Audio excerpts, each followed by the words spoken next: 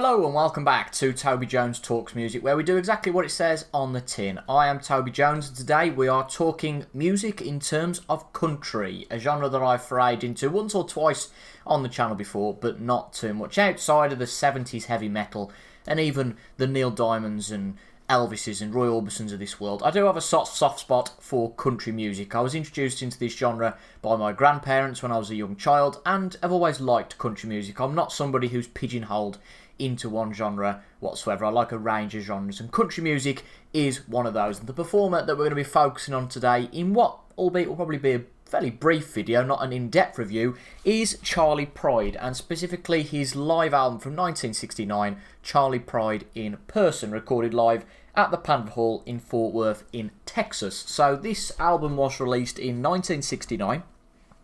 It's Charley Pride's first live album, and the only one I can see that was released in his prime. He did release a couple in the 80s, but probably still a good performer then, but this is really in his prime when he had most of his hits. And this is Charley Pride's 6th album overall. Started in the mid-60s and pretty well had an album each year, pretty much was the standard back then. Up in the 60s and 70s. So Charley Pride was one of those artists that I was introduced to by my grandparents as a young child. That list includes Charley Pride, Johnny Cash, Marty Robbins, Frankie Laine, although obviously Frankie Laine is a little bit outside of that realm, but just to extend that, artists like the Seekers as well. So a lot of artists were introduced to me by my grandparents as a young child. Charley Pride, one of those I enjoy. A couple that I wasn't introduced to, particularly by my grandparents, but enjoy now are Kenny Rogers, Glenn Campbell, Charlie Rich. I might be missing somebody out, but generally speaking, that's probably where the country realm starts and ends in the main for me. Maybe you could put artists like Willie Nelson in there as well to an extent, but I think from the artists that I enjoy the most, those are the artists I enjoy the most. And I've talked in a previous video focusing on Bread, the soft rock group, that generally a compilation is enough for Bread. And I think for a lot of these artists, the same applies. There are a few of them that I do like the odd album here and there and pick out some album tracks, which is the same for Charley Pride really. I can't call myself a Charley Pride aficionado in terms of owning all his studio catalogue and knowing all the albums, etc, etc. But really my main Charley Pride experience comes from a compilation album, the Essential Charley Pride. Not the Essential series like this one, for instance, the Essential Bruce Springsteen on the Sony label, but it is a RCA Records label. I haven't got the physical copy, it's just an album I've got on iTunes. And generally speaking, that's where my Charley Pride knowledge and know-how extends to. That's until a couple of years ago. I think this was probably 2020 or 2021. I bought this double album, The Greatest Hits of Charley Pride, from a car boot sale, which was £1 or £2, and this introduced me to a few of Charley Pride's other tracks that weren't on that album. So tracks like We Could, Mississippi Cotton Picking, Delta Town, Hope You're Feeling Me What Like I'm Feeling You, The Easy Part's Over, I Know One, There's Still Someone I Can't Forget. I didn't have that one on my list, but I think that's probably another one as well. And She's Just an Old Love Turned... That says Melody on there. I think that's wrong. I think it should be Memory. So RCA, if you can go back to 1970 odd, it's actually 1981 this was released, but a good double compilation. What you got there? You've got 32 tracks. That's a good compilation. So that introduced me to a few more of Charley Pride's compositions.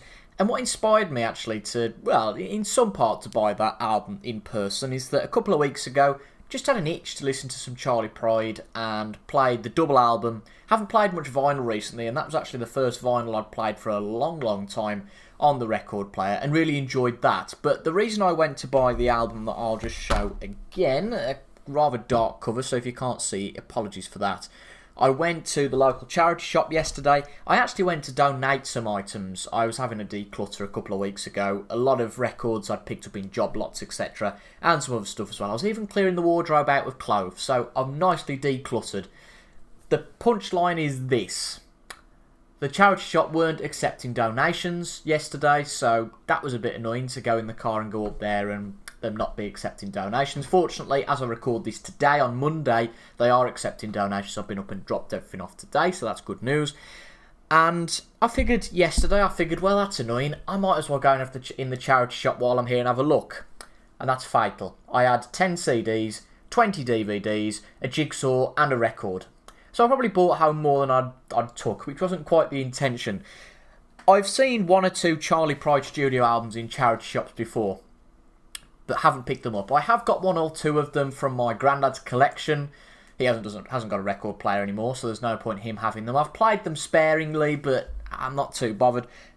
A live album is, in a sense, a compilation album, isn't it? This has got a lot of Charley Pride's early well-known songs, Just Between You and Me, I Know One, Call Elijah, Crystal Chandeliers. They're the four main ones, really, as well as the likes of The Last Thing on My Mind, that's very commonly known by a lot of other artists. But this is a release I'd never heard of before.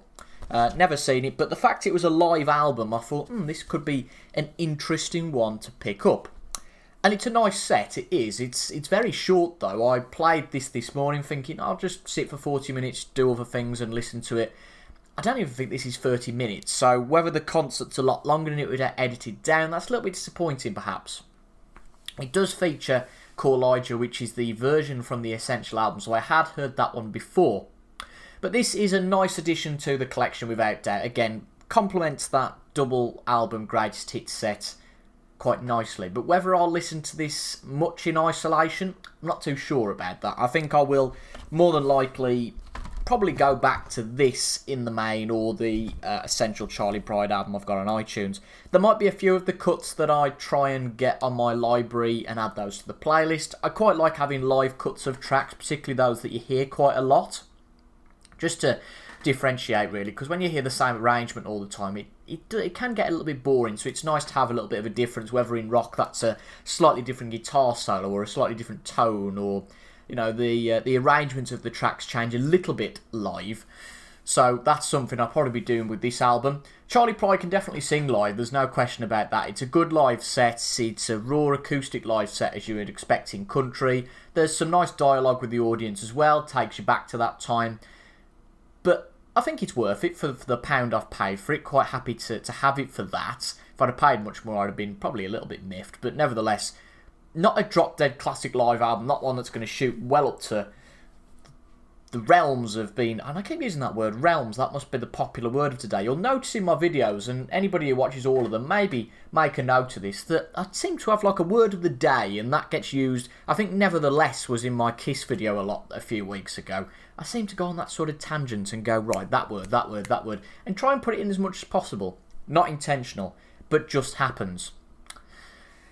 But that's Charley Pride. That is Charley Pride in person. I said it'd be a fairly short video. It's not going to be an in-depth review. It's almost a nice memory for me just to go, I picked that up on that day, and I've listened to the album, and I think I'm going to shelve it away. I don't know about you, but I think I'll probably do that with some albums. I'll buy them, give them a try, particularly if they're cheap. I think I'll try it. If I don't like it, then I don't go back to it. I did that with Glenn Campbell's Adios, a CD album that I bought recently that, well, I say recently, probably a couple of years ago now, which was his last album in 2017.